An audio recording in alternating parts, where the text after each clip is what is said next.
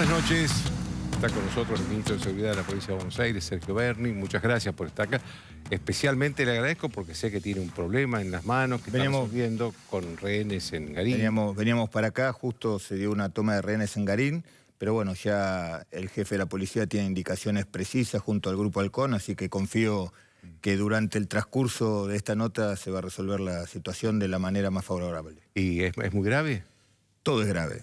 O sea, uno nunca sabe, uno tiene que trabajar para que el final sea el mejor posible, ¿no es cierto? Y es salvaguardar la integridad física no solamente de la víctima, sino también de los delincuentes. Ahora, hay manuales de procedimiento, tienen órdenes precisas y van a actuar en consecuencia.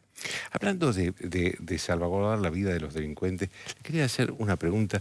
¿En qué, para usted, que además tiene experiencia por secretario de Seguridad de la Nación, en qué circunstancias la policía tiene que usar un arma de fuego? Dentro de la ley. Mire, para que usted tenga una idea, en lo que va del año, en la provincia de Buenos Aires, la policía ha batido 11 delincuentes. Ninguno ha tenido ningún problema. ¿Ningún policía?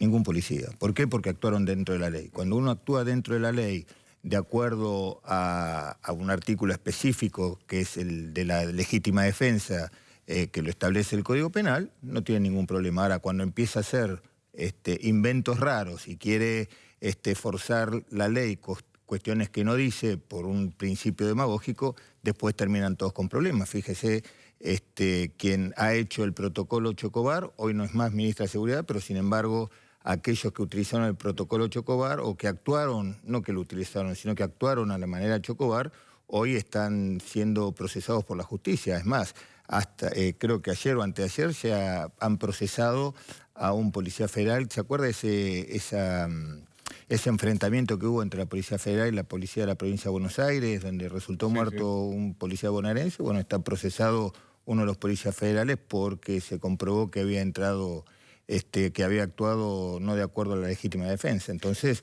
cuando uno no actúa de acuerdo a eso, está en un problema grave. Cuando actúa profesionalmente no tiene ningún problema. Es decir, no se puede usar el arma con alguien, disparando a alguien que está de espalda. No es que no se puede disparar con alguien. Hay circunstancias que a veces en el fragor del enfrentamiento puede pasar, pero lo importante es que haya un uso proporcional de la fuerza, que no haya una interrupción entre el momento que se produce el delito y cuando se produce, en este caso, el enfrentamiento, que esté en riesgo la vida o un derecho elemental.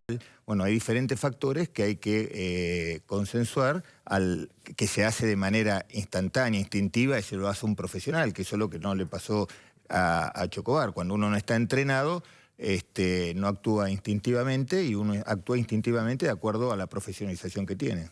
Bueno, Chocobar era un policía local, sí, bueno, si hay algo que evidencia el caso Chocobar, más allá de cómo termina el episodio, es la falta de profesionalización de gran parte de la policía, que son las policías locales.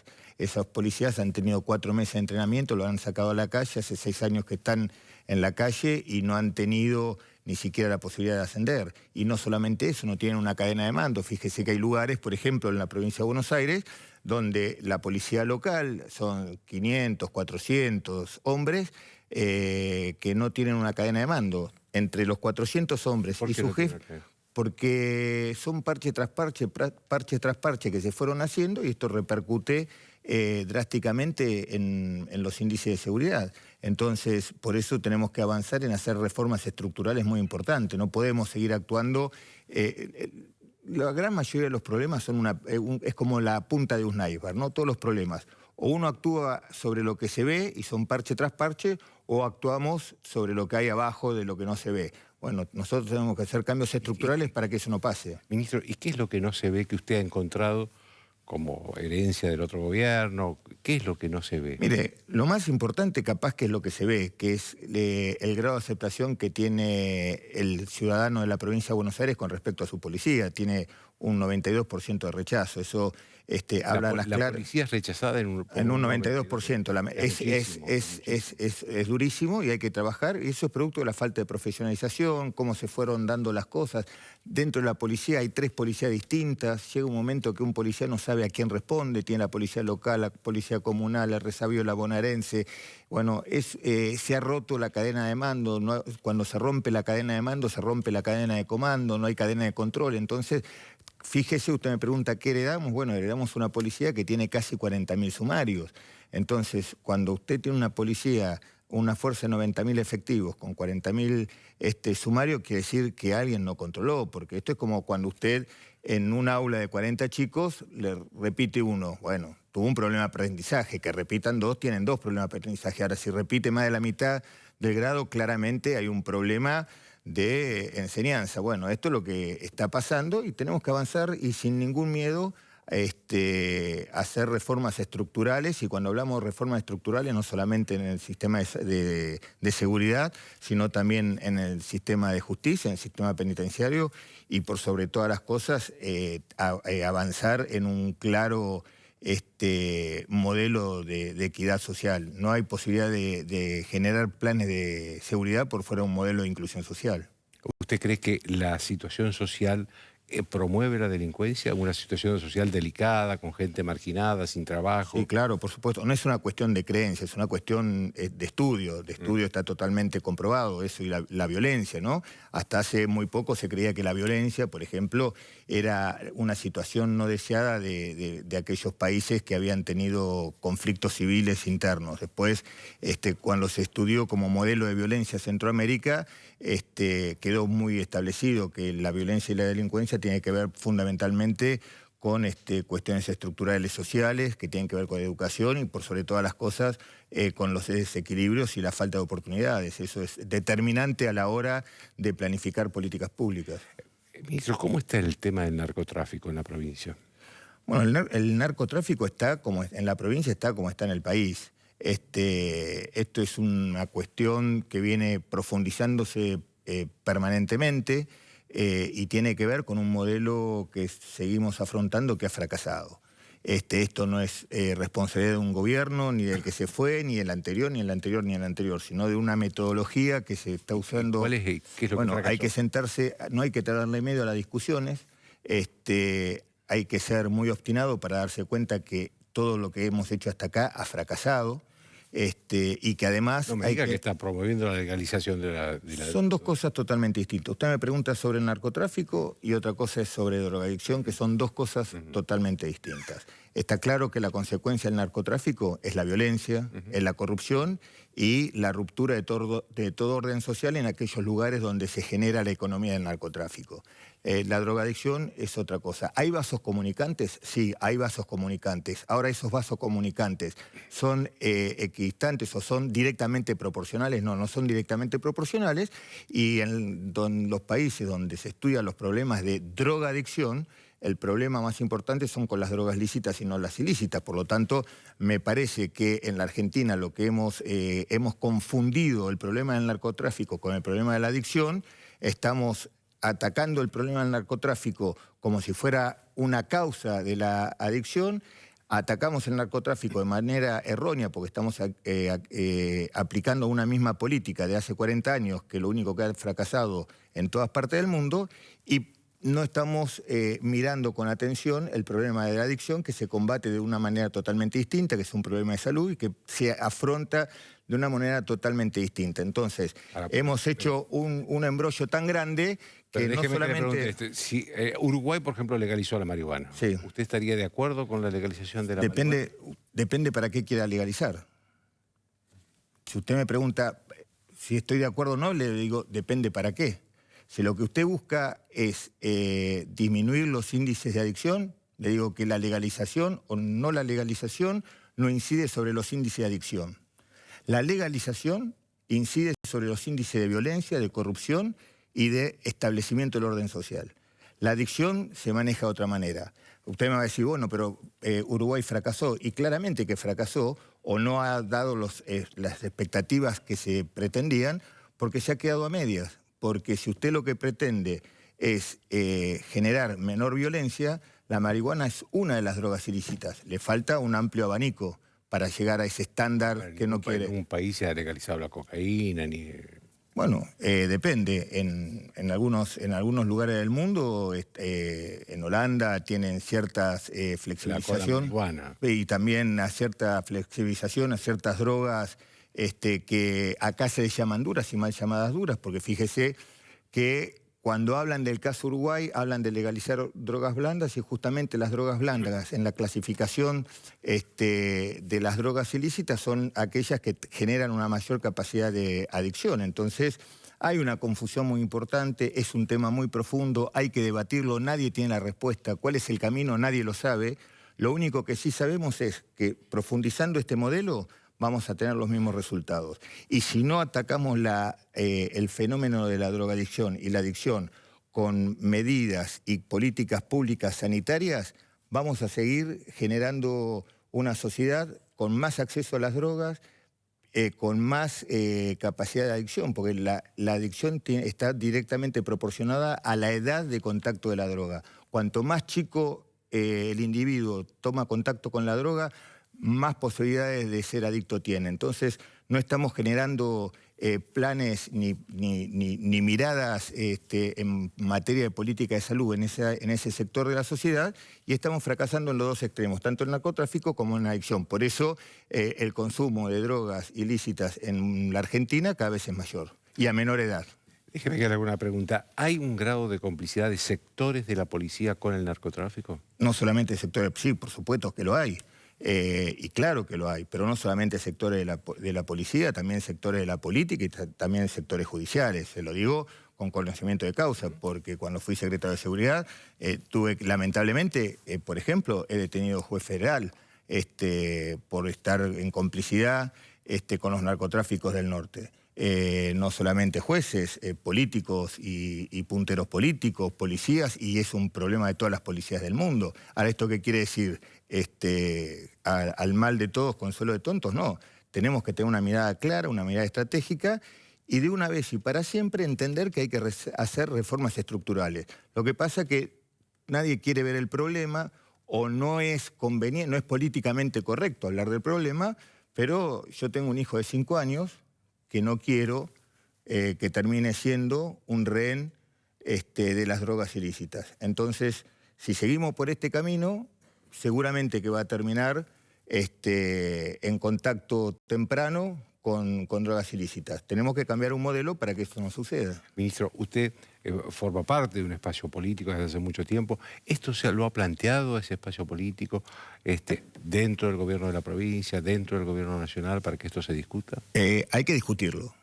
¿Cuál es el camino? Empezar a discutirlo. Sentarse, no ser hipócrita, no hacer anuncio demagógico, entender que tenemos un problema, entender que el problema es muy complejo, entender que ese problema hay que afrontarlo con diferentes actores, no solamente con actores de la seguridad y actores de la salud pública, sino con diferentes actores, y entender que tenemos que hacer un cambio estructural, porque si no el problema se va a seguir agudizando. Déjeme hacer una pregunta sobre un tema que ha sido siempre polémico, que son las pistolas Taser. ¿Usted cree que se deben usar? Sí, claro, por supuesto.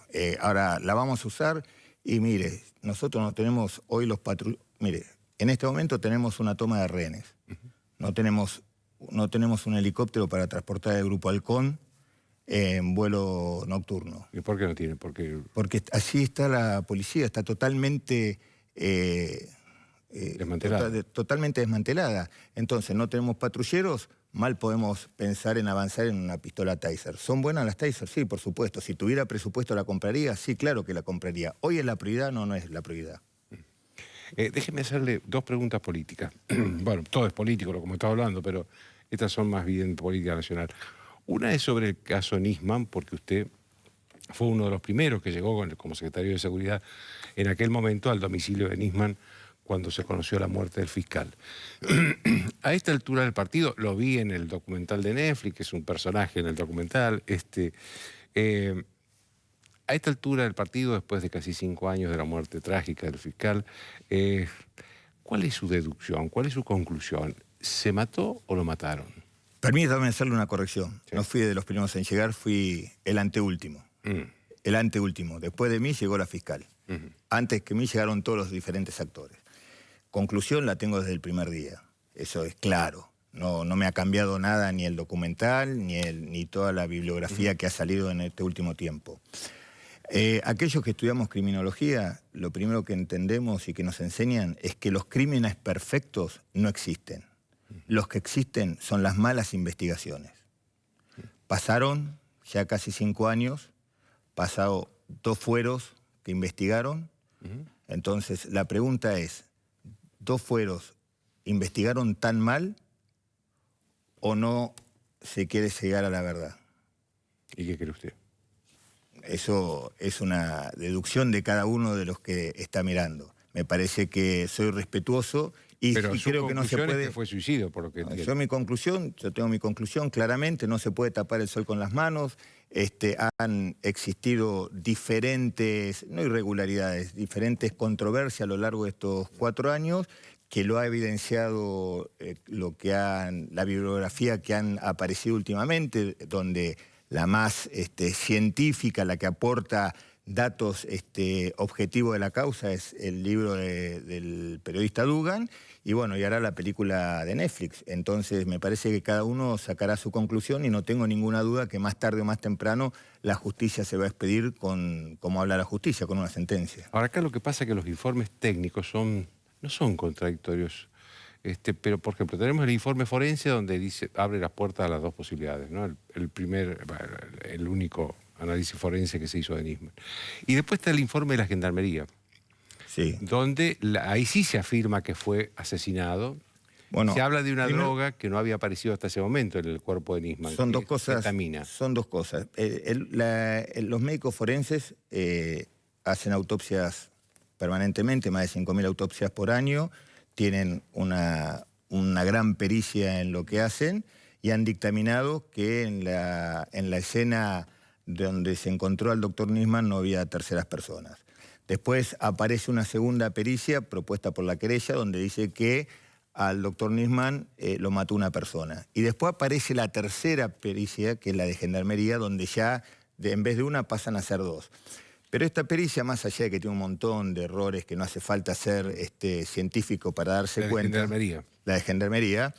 Por ejemplo, usted muy bien decía que aparece la ketamina. Bueno, la hipótesis de la Gendarmería nace a partir que al doctor Nisman le hicieron una sumisión química. ¿Qué significa? Que primero lo drogaron, lo anestesiaron con ketamina. La ketamina no es un anestésico para caballos. Se usa para caballos, pero también se usaba antes en la medicina. El problema es que el efecto de la síntesis de la ketamina en el hígado, que se produce norketamina, es muy alucinógeno. Entonces el despertar de la ketamina era muy feo, por eso se fue desplazando.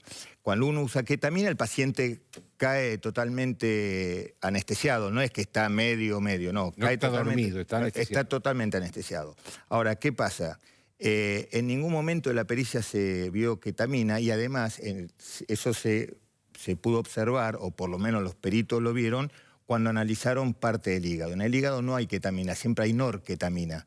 La ketamina se degrada en norketamina. Por lo tanto, se llegó a la conclusión que eso fue producto de una contaminación del microscopio electrónico. ¿Por qué? Porque el microscopio electrónico de la Gendarmería permanentemente hace estudios de drogas, no de material biológico. Es una rareza que Gendarmería haga autopsias y haga estudios de material biológico, por eso lo llevó a cometer este grosero error, que no estoy totalmente convencido que potestad del juez. Usted sabe que una pericia no tiene una vinculación directa. El juez puede rechazarla, puede rechazarla en una parte, puede aceptarla en otra parte. Por lo tanto, calculo y confío que en la pericia de la justicia para determinar qué grado de veracidad tiene cada una de las pericias presentadas. La otra pregunta, se está debatiendo en la provincia de Buenos Aires, todavía no se ha resuelto, si se aprueba o no en la legislatura el nuevo proyecto de ley para aumentar impuestos en la provincia. ¿Usted cree que es necesario, usted como funcionario, usted es ministro, forma parte del gabinete de la provincia, cree que es necesario aumentar impuestos después de que ya se aumentaron en el orden nacional? Mire, primero son 2 cosas distintas. Una cuestión es la nación, otra cosa es la provincia. El bolsillo es uno. Sí, pero vamos a hablar claramente. Vamos a tratar de no confundir a los bonaerenses. Primero, hace 15 días, el mismo Senado que hoy rechaza esta ley determinó que la provincia está pasando por una emergencia de sanidad, por una emergencia de educación, por una emergencia de empleo, por una emergencia de seguridad y por una emergencia de infraestructura. Lo dice la misma Cámara de Senadores que hoy se opone a esto. Para salir de aclaremos que tiene mayoría de la oposición y por lo tanto puede trabajar. Tiene mayoría de la oposición porque si bien el gobernador Axel ganó de manera contundente, como la Cámara se va renovando por mitades, quedó la mayoría del triunfo que había obtenido Vidal hace 4 años atrás. Entonces, para afrontar esos emergencias se necesitan recursos. Recursos que la provincia se vio devaluada porque la inflación de este año fue del 55%. Entonces, el gobernador, ¿qué determinó? Que no iba a aumentar los impuestos, pero necesitaba mantener la misma recaudación, como mínimo la misma recaudación. Entendía, ¿no es cierto?, que había que actualizarla al 55% de la inflación. Ahora, ¿qué hizo el gobernador? Dijo, para que el bolsillo del bonaerense no se vea perjudicado, lo primero que hizo fue anular el aumento del 25% que le había dado el gobierno de Vidal a las eléctricas después de haber perdido las elecciones. Para que usted tenga una idea, yo vivo en Zárate. El promedio en Zárate, promedio de una vivienda son $100.000, más o menos 600.000 pesos. 650.000 pesos, paga de impuestos anuales más o menos 1.400 pesos. De luz paga entre 1.200 y 1.300 pesos. El gobernador Axel lo primero que hizo fue anular el aumento del 25%, o sea que esa persona que pagaba 1.300 pesos por mes iba a tener que pagar prácticamente 500 pesos más. Entonces, compensó de manera holgada la baja del impuesto del 25% de la luz y aumentó el impuesto inmobiliario en un 55%. Ahora, ¿qué dijo? Acá viene la segunda parte. ¿Están todos en condiciones de pagar el 55%? No. ¿Por qué? Porque hay gente que se vio muy beneficiada y gente muy perjudicada con este modelo. Entonces, que las cargas sean equitativas. Entonces, en vez de pagar 55% todos, los que más perjudicados se vieron, que paguen el 15% de aumento, otro sector que pague el 35% de aumento, el otro sector que pague lo que corresponde a la inflación, y aquellos que fueron los que se vieron más beneficiados con estos 4 años y pueden pagar un poquito más. Cuando hablamos de pagar un poquito más no estamos hablando de sumas extraordinarias. Entonces me parece que lo que ha pasado son 2 cosas. La oposición perdió las elecciones, pero sigue representando los mismos intereses que representó siempre, por un lado. Y por otro lado, también surgen problemas políticos porque al haber perdido la oposición, al estar ausente su líder, que era María Eugenia Vidal, el jefe de gabinete se fue a Qatar, quedó un espacio vacío y hoy se están disputando ese espacio vacío. Ese espacio vacío es decir, que la tienen de rehén... No tiene un liderazgo. La oposición hoy no tiene un liderazgo y además se están disputando diferentes cargos en diferentes lugares y estamos totalmente claros que lo que menos le importa son las finanzas de la provincia y los intereses de los bonaerenses, porque estos sectores que hoy se oponen a un aumento proporcional a la inflación y segmentado, no se opusieron a los tarifazos, no se opusieron a la pérdida del 40% del poder adquisitivo de los jubilados en la provincia de Buenos Aires, no se opusieron cuando la gobernadora hizo el revalúo que hizo hace 2 años, no se opusieron a las diferentes medidas que perjudicó el cierre de las pequeñas y medianas empresas durante lo largo de estos 4 años. Entonces, está claro que acá lo que está en disputa no son los intereses de los bonaerenses, sino son intereses personales que están entrelazados y que ponen como excusa que esto es un impuestazo. Esto no es un impuestazo, dejó de ser un impuestazo, es una actualización de una inflación que dejó el gobierno que se fue del 55% y donde el gobernador, con mucha sensibilidad, entendió que primero tenía que dejar sin efecto que los bonaerenses paguen el aumento del 25% de la luz y que entendió que no todo el mundo podía pagar ese 55% y había que ser solidario. Por eso se hizo un aumento escalonado, segmentado, donde los que más pueden aportar, aporten un poquitito más, y sabemos que hay grandes grupos perjudicados que fueron en estos 4 años y que, bueno, en vez del 55 pagan el 15. Entonces me parece que estamos en un momento donde hay que ser solidario. Esto no tiene que ver con grandes impuestazos, ni mucho menos, pero hay que ser solidario y también nombrar las cosas por su nombre, al pan pan y al vino vino. Acá no está en disputa el bienestar de los bonaerenses, sino las disputas de poder interno dentro de la oposición. Le agradezco mucho, ministro. Por favor. Una pausa.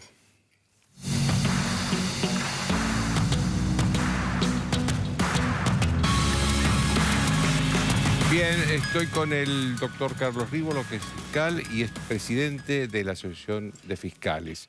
Y sobre la Asociación de Fiscales, doctor, era la primera pregunta que le quería hacer, porque si no leí mal, la asociación criticó al presidente Alberto Fernández por injerencia en temas de la justicia. ¿Es así? Sí, no hicimos más que mantener una tradición, por lo menos de la última gestión de la Asociación de Fiscales, que es tratar de detener en cualquier expediente el tema de lo que esté vinculado con alguna posibilidad de injerencia dentro de una causa. Es increíble, cuando tomábamos en algún lugar memoria en la Asociación de Fiscales, nos pasó al inicio de la gestión del presidente Macri también, que sabe usted completamente que yo no estuve muy de acuerdo con cómo se llevó adelante la gestión de la doctora Gil Carbó, pero claramente había un proyecto para que ella se fuera por un decreto y nosotros tuvimos que salir a decir que de esta manera no podía ser. Y así lo fuimos haciendo sucesivamente con otros casos vinculados con Federico Delgado, con Sergio Rodríguez, con la doctora Boquín, etcétera, etcétera, etcétera. Y nos tocó en esta oportunidad que nos llamó poderosamente la atención que directamente el presidente de la Nación virtiera conceptos vinculados con el estudio pericial de la Gendarmería sobre el caso Nisman. Sí, que es bueno aclarar esto. El estudio pericial, que obviamente lo que tiene que merecer es una respuesta de los jueces, y obviamente un estudio de las partes, y si esto llega en algún momento a juicio oral, así va a ser tratado. Para todo el resto de las partes, pueden opinar, pueden cambiar de opinión en el camino en un montón de oportunidades. Al presidente especialmente le está vedado esta posibilidad de opinar. Y es ciertamente una injerencia y es ciertamente una presión. Solamente imagínese lo siguiente: estando en juicio, estos casi 30 gendarmes que son todos especialistas, cada uno en su función, teniendo que declarar con una mención como la que se hizo desde la más alta autoridad del Poder Ejecutivo en un juicio. Claramente, y de la manera en la cual está, además, lamentablemente, que siempre quisimos correr esto, politizada esta causa, donde todavía seguimos discutiendo cómo murió Nisman y si se suicidó o si está muerto. Y hay una pericia. ¿Usted qué cree, doctor? Yo creo que lo asesinaron. Pero además de que creo que lo asesinaron, porque leo la pericia, y esto quiero ir, la pericia no es solamente de gendarmería. En la pericia, por sobre todo los gendarmes, me parece a mí, la iluminan los maestros de la criminología y de la criminalística, que son los doctores Raffo, el doctor Ravioli y el comisario general Salcedo. Son peritos que han actuado por la querella y son personas de las cuales no solamente todo el cuerpo médico forense, sino que la ciencia en general ha mamado, ha estudiado, ha tenido sus conclusiones. La pericia parece que la estamos discutiendo ahora como si hubiera sido ayer. La pericia tiene ya casi más de 2 años de antigüedad. Y el juez ha tomado algunas cosas y otra cosa no se ha tomado, y exactamente lo mismo el fiscal Tayano. A ver, y además una consideración más. Sobre esas pruebas nos movemos los fiscales y los jueces evalúan si los fiscales tienen razón. Esta pericia fue a pedido del doctor Tayano, participó la querella, Obviamente la defensa del Lago Marcino, con sus dos peritos, en algunas consideraciones no estuvo de acuerdo, pero tuvo el aval, tanto en la primera instancia como en la Cámara.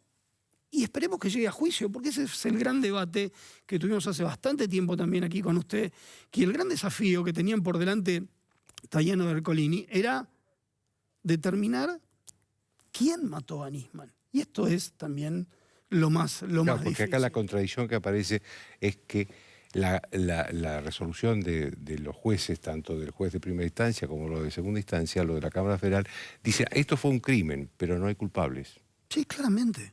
Sí, claramente. Este es el gran vacío que sentimos absolutamente todos los fiscales y el sistema. Es decir, en no poder encontrar quién fue el que mató a Alberto Nisman. Entonces, yo creo que hay que ser extremadamente cuidadoso. Sé que la aparición de este documental alteró todo nuevamente cercanamente a la quinta conmemoración de la muerte el 18 de enero. Del fiscal el 18 de enero. Todo se ha crispado.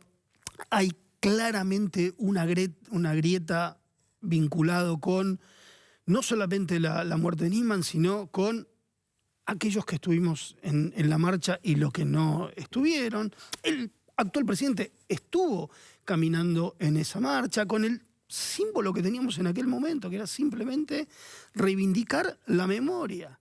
Y una cosa que por ahí se olvida en términos bastante importantes.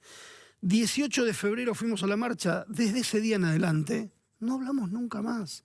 Y dejamos que esto fuera exclusivamente judicial. Ahora, no es desde la Asociación de Fiscales, y volviendo al inicio de su pregunta, que nos colocamos en contra del gobierno actual. Lo que estamos tratando de hacer respetar es, durante todos los gobiernos, sea el caso que sea, una cuestión de institucionalidad y que no haya injerencia sobre los casos. Y los vamos a marcar siempre, sea del colega que sea. Doctor, es cierto, porque hay otra cosa que dijo, yo lo dijo públicamente el presidente, que hay una injerencia importante de los servicios de inteligencia en la justicia. A mí lo escuché y yo mientras lo escuchaba decía, ¿y de quién dependen los servicios de inteligencia? Del gobierno. Entonces, ¿dónde está el primer problema? Parece haberle metido mano a fondo con la designación de una fiscal, exfiscal, Una colega suya. de la doctora Camaño, al efecto de decir, parece haber un intento de meterle mano a fondo. Pero el problema parece ser de los gobiernos, históricamente. Si uno hace el recorrido y puede mencionar los nombres de Hugo Anzorregui, Santibáñez, los que vinieron posteriormente, Acevedo y Casuriaga, etcétera, etcétera, Parrilli, siempre hubo alguna especie de conflicto. Ahora, dependen de la presidencia de la Nación los servicios de inteligencia. No es un organismo propio dentro del servicio de justicia. ¿Que han tenido influencia? Sí, claramente se ha demostrado en muchos casos donde han tratado de influir y cómo lo han hecho. Ahora, hay una raíz política de esta cuestión que me parece que es la primera que a solucionarse. Parece haber una luz de trabajo sobre esta cuestión. ¿Usted coincide que la justicia cambió en los últimos días, en las últimas semanas, digamos, o en los últimos meses de que ganó el gobierno de Alberto Fernández? No, me parece que la justicia no explicó lo que fue un cambio de paradigma vinculado con el tratamiento de las prisiones preventivas. El código... Claro, porque lo que llama la atención es que asumió un nuevo gobierno y empezaron a salir todos los exfuncionarios que estaban presos. Sí, claro. Pero corrupción, ¿no? Casi contemporáneamente, la comisión bicameral que implementa el Código Procesal Penal Federal Nuevo. El Código Procesal Penal Federal Nuevo no es menos importante, nos va a dar el poder de la investigación a nosotros, a los fiscales, directamente. Se acaban los jueces de instrucción. Dentro de las normas que tiene, morigera o pone ciertas y determinadas escalas para decir, hagamos un encarcelamiento preventivo. Esto se transforma... Lo quiero explicar para la gente, para lo que sea lo más sencillo posible. No hay una ley procesal más benigna, pero sí se han morigerado las formas en las cuales la detención de una persona en sin condena, mejor dicho, debe darse. Y esto obviamente se dio en infinidad de casos, tanto en casos en los cuales se ha investigado la corrupción como en casos comunes que obviamente no le llaman poderosamente la atención a nadie. Con lo cual, sin condena, lo que se ha producido es una serie de acontecimientos vislumbrando estos parámetros que trajo el Código Procesal Penal nuevo para que esta gente saliera. Me parece que fue Usted dice una mala explicación. A ver, ¿fue una coincidencia de que se puso en práctica una interpretación nueva del Código Penal con el cambio de gobierno? no sé si decir que fue una coincidencia o por lo menos que fue un acuerdo político bastante importante también para que esto sucediera, porque este Código Procesal Penal Federal nuevo, que hoy en su plenitud solamente está en Salta y Jujuy, esas normas, con un muy buen argumento legal de igualdad ante la ley y obviamente frente a una cuestión tan complicada como es la libertad de una persona, dice, esto también pongámoslo operativamente, con lo cual en este acuerdo político de que esto saliera sin discusión del gobierno saliente ni del gobierno entrante, dio claramente esta consecuencia. Y esto es lo que ha sucedido. Ahora, hay casos emblemáticos, obviamente, de gente condenada que este código no se le aplica. Y después tenemos otra condición para empezar a conducir. El caso de Delía que le negaron, ¿no? De Luis Delía que le negaron la... Tiene una condena. Acá porque tiene una condena. Bueno, hay una consideración que vamos a tener que, me parece que vamos a tener que trabajar una vez más legislativamente, que es, hemos escuchado muchísimo hablar de lo que es una sentencia firme, ¿está bien? Y discutir, ¿qué es una sentencia firme? Es aquella que no admite más recurso, claramente. Entonces, esto no hay más posibilidad de discutirlo. A partir de ahí, cualquier persona empieza a cumplir su pena. Sí, doctor, pero acá el proceso hasta que se llega a una sentencia Voy firme a esto. Es muy lejos, muy lento y largo. Voy a esto, Joaquín, exactamente. Este Código Procesal Penal Federal sufrió una pequeña reforma porque traía específicamente un artículo que hablaba del principio de ejecución de la pena. Cuando uno, para hacerlo más sencillo, cuando una persona condenada iba presa, cuando tenía una condena ante el tribunal oral y un doble conforme por la Cámara de Casación. A partir de ahí, esto significaba que la persona iba presa. Este artículo se corrió. Y quedó que solamente una persona va presa cuando tiene una sentencia firme. Técnicamente es cuando uno recurre ante la Corte y la Corte le dice su recurso no tiene razón de ser. Esto puede ocurrir en el lapso de 10 días. El punto que a esto que usted dice, a este código que pretende ser más veloz, se le suma el código que tenemos hoy, que es paquidérmico, en el cual los procesos se demoran, los procesos tardan. El código que viene a decir que esto no sea nunca más así. Ahora bien, en este código nuevo, si uno mira las estadísticas de lo que está pasando en Salta y en Jujuy, los casos se están resolviendo muy rápido. Ahora estamos hablando de casos complejos vinculados con temas de narcotráfico. Vamos a tener que empezar a ver qué es lo que va a suceder en estos casos cuando, si podemos correr definitivamente la política de estos expedientes, empecemos a tratar con casos vinculados con temas de corrupción. Le agradezco mucho, doctor. No tiene por qué. Sin duda, Joaquín, mirá, parto por contarte lo más reciente, ¿no? Nosotros lo contábamos en TN Central, pero me parece importante actualizar los últimos datos que hay sobre Venezuela. Algunos diputados opositores, recordemos que en la Asamblea Nacional hay mayoría opositora, estaban reunidos en un hotel de las Mercedes, en Caracas. Bueno, muchos son del interior, con lo cual se quedan algunos de ellos en este hotel. Bueno, allí fueron las fuerzas de seguridad del régimen de Nicolás Maduro, que ya anteanoche habían estado con la excusa de un operativo por la posibilidad de presencia de un explosivo. Bueno, volvieron a ir. Se cree, y según denuncian legisladores opositores de la Asamblea Nacional, como una especie de amedrentamiento, no solo ya a los diputados, sino también al hotel que los aloja y que en este caso funcionaba como sede de reunión. Recordemos que tuvieron ellos muchos problemas para el ingreso a la Asamblea Nacional, como sede de encuentro de los opositores junto con Juan Guaidó. Estas son las últimas novedades. Y también una novedad que tiene que ver con una figura absolutamente clave dentro del régimen de Nicolás Maduro, que es Diosdado Cabello. Tal vez la persona con más poder en Venezuela. Bueno, vos viste que siempre era el candidato a suceder a Hugo Chávez Frías y fue realmente una sorpresa cuando esto no sucedió.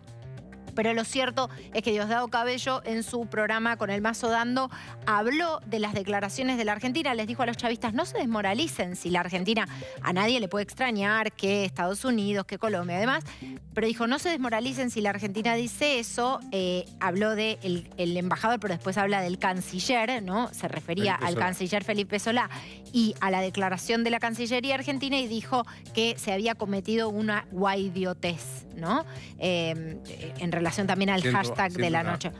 Claro. Una mezcla con Guaidó e idiotez, ¿no? Y dijo que la Argentina tendrá que ver de qué lado se pone, si del lado de los pueblos o de los arrastrados. Declaraciones muy fuertes por parte de Diosdado Cabello, que sin embargo especifica muy bien en la figura del canciller, quizás despegando a el sector más ligado a la administración propiamente dicha de Alberto Fernández del kirchnerismo más ligado quizás ideológicamente a ellos, ¿no? Bien. Lo cierto es que se cerró el Parlamento en Venezuela, ¿no? Así es, Joaquín. Ayer, ¿qué pasó en Venezuela? Guaidó y el resto y buena parte de los legisladores opositores no pudieron entrar al recinto. ¿Qué iba a pasar ayer? Ayer se iban a elegir autoridades. Porque vencía el mandato de Guaidó y podía ser reelegido. Recordemos que Juan Guaidó es nombrado presidente encargado de Venezuela a instancias de artículos de la Constitución de la República Bolivariana de Venezuela. En su condición de presidente. En su condición de presidente de la Asamblea Nacional, con lo cual su reelección como presidente de la Asamblea Nacional es clave para que pueda seguir ejerciendo el rol de presidente encargado de Venezuela, recordemos, reconocido por más de 50 países. Bueno, lo que pasó es que le bloquearon el ingreso. Literalmente se lo bloquearon con las fuerzas de seguridad. Vimos todos esos videos, esas imágenes imposibles de creer, pero al mismo tiempo perfectamente verosímiles para un régimen que se anima a todo, donde las filas de las fuerzas de seguridad le impedían el acceso. Guaidó intentaba saltar las rejas, pero era, digamos, empujado e imposibilitado, ¿no? Se lo vio con ese saco rasgado, hablándole incluso a funcionarios de la Guardia Nacional Bolivariana. Lo cierto es que adentro se gestaba esto. Luis Parra, un opositor disidente con el bloque. Uno que había sido opositor, ya no era. Exactamente, del Partido Primero Justicia, que forma parte de una suerte de caballo de Troya que armó el chavismo dentro de la oposición. Está involucrado con un caso de corrupción que tuvo muchísima resonancia y que generó justamente que la Asamblea Nacional lo aislara, que fuera apartado de su bloque, del bloque de Primero Justicia, junto con otros referentes, incluso referente de Voluntad Popular. Y se convierte así en el presidente de la Asamblea Nacional, una asamblea que sesionó sin quórum y sin el presidente supuestamente saliente de la Asamblea Nacional, que era Guaidó, con lo cual en una sesión absolutamente irregular y no reconocida por buena parte del mundo, él se proclama así y así lo reconoce, por supuesto, convenientemente también el régimen de Nicolás Maduro. ¿Qué pasa? Poco tiempo después, en la sede del Diario Nacional y ante la imposibilidad de entrar al recinto, Juan Guaidó tiene su propia sesión y son 100 los diputados que votan por la reelección de Juan Guaidó, convirtiéndolo así en presidente reelecto de la Asamblea Nacional y continuando con su mandato como presidente encargado de Venezuela conforme a el reconocimiento de distintos países del mundo. El repudio no tardó en llegar por parte de, por supuesto, los actores reconocidos, ¿no? Estados Unidos, Colombia, los referentes más resonantes del Grupo de Lima. Ahora, la Argentina envía su propio comunicado. Nosotros en horas de la tarde de ayer recibimos el comunicado del Grupo de Lima. Veíamos que no estaba la Argentina entre la lista de los países que suscribían y al rato recibimos este comunicado. Resultan inadmisibles para la convivencia democrática los actos de hostigamiento padecidos por diputados, periodistas y miembros del cuerpo diplomático. Dice muchas más cosas este comunicado, pero básicamente era y es una definición categórica de rechazo a lo que se hizo ayer con el impedimento de la sesión de la Asamblea Nacional.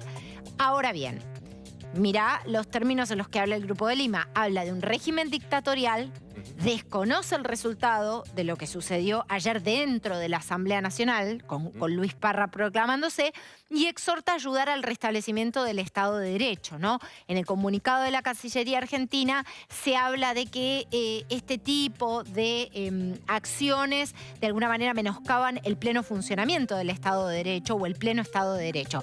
El Grupo de Lima es mucho más categórico en este sentido, hablando lisa y llanamente de un régimen dictatorial y hablando de un Estado de Derecho que no existe en la actualidad. Por eso se habla del restablecimiento. Es obvio para cualquiera que ve Venezuela. Y sí, sí, pero digo, llama la atención que la Argentina, con el costo que tiene haberse desmarcado del Grupo de Lima, lo haya hecho expresamente, porque estos son los términos en los que te diría que están los grandes temas, que probablemente conformen una interna hacia adentro del espacio del Frente de Todos. Por eso creo que lo podés analizar vos mejor que yo.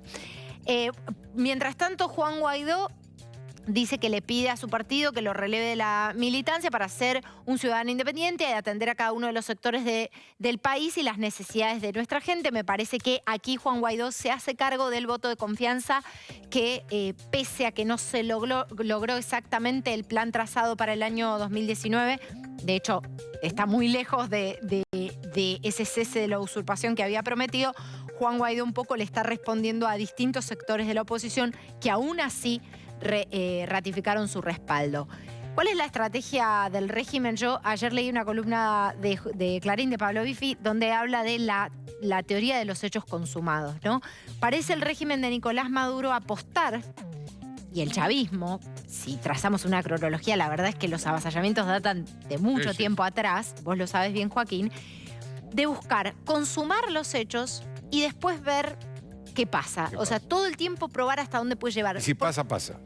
Y si pasa, pasa. Claro. Porque la verdad, Joaquín, es que, y decime vos que también no lo has seguido a lo largo de estos años, te deja azorada cada avance, pero lo sigue haciendo y sigue en pie, ¿no? Con la lealtad de las fuerzas, ¿no? Y todo el aparato coercitivo y represivo.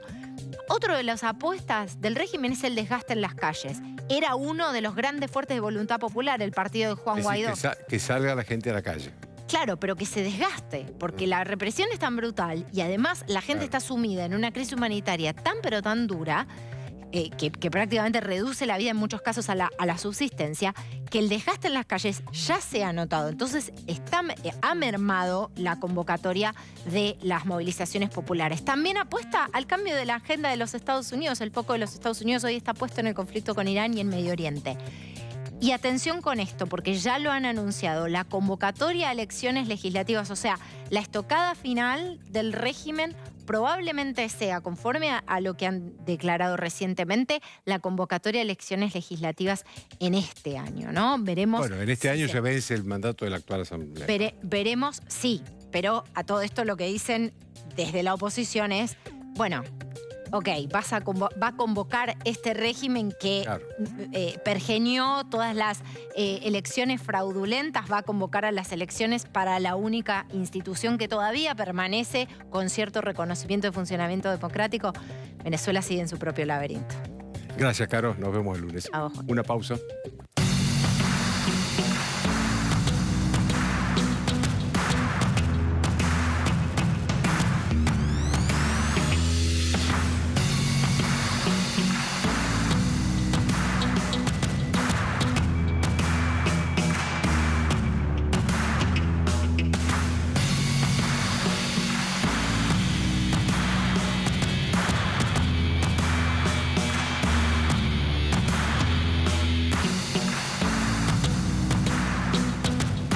Bien, siguiendo un poco con el tema este que estábamos hablando con Carolina, pero trayéndolo acá a Buenos Aires, a la Argentina. Yo creo, primero hay que tener en cuenta dos cosas que están sucediendo en la región. Una es que en Venezuela hubo un golpe de Estado que cerró el Parlamento casi definitivamente, porque todo esto que está funcionando Guaidó afuera, en un diario, eso a los fines institucionales no sirve. Maduro cerró el Parlamento. Hubo alguien que lo hizo antes, que fue Fujimori en los años 90. Todo América Latina, Europa, cayeron sobre Fujimori y lo aislaron totalmente. En este caso no. Esto es lo que llama la atención. Sí, hay una doble vara. cuando es un gobierno que se autotitula progresista, los países lo tratan más moderadamente que cuando es un gobierno como el de Fujimori, que era de centro o centro-derecha. En ese contexto, el comunicado de Alberto Fernández, yo creo que va más allá de lo que podría haber hecho un gobierno de Cristina Kirchner, porque directamente dice que es inadmisible lo que pasó. Esa palabra usa, es inadmisible. De hecho, el documento del gobierno argentino fue elogiado por Juan Guaidó, el presidente o el expresidente de la Asamblea de Venezuela, fue elogiado por el Elliot Abrams, que es un hombre muy importante en el Departamento de Estado, designado por Trump para encargarse del asunto de Venezuela, y fue criticado por Diosdado Cabello, que es el hombre fuerte de Venezuela. Pero ¿qué es lo que está? ¿Por qué hay dos comunicados, uno del Grupo de Lima, que Argentina integra, y otro por Argentina, que no firmó ese documento? Porque ahí se habla de dictadura en el documento del Grupo de Lima. Y la Argentina no quiere usar esa palabra para referirse al gobierno de Maduro. ¿Por qué? Tiene todas las características de una dictadura. A ver, cuando Maduro fue elegido, ya había muchos partidos, todos los partidos importantes de la oposición estaban ilegalizados. Siguen hoy ilegalizados. No están legalizados para participar en elecciones. En esas condiciones, Maduro ganó una elección. No hay libertades públicas. El Parlamento no puede funcionar, lo cerró. Digo, ¿no son estas las condiciones que se requiere para calificar a un gobierno de dictadura? ¿Por qué no se lo hace? ¿Por qué no se dice, no se llama las cosas por su nombre? ¿Cuál es la traba ideológica que impide al gobierno llamar a las cosas por su nombre? Chau, hasta lunes.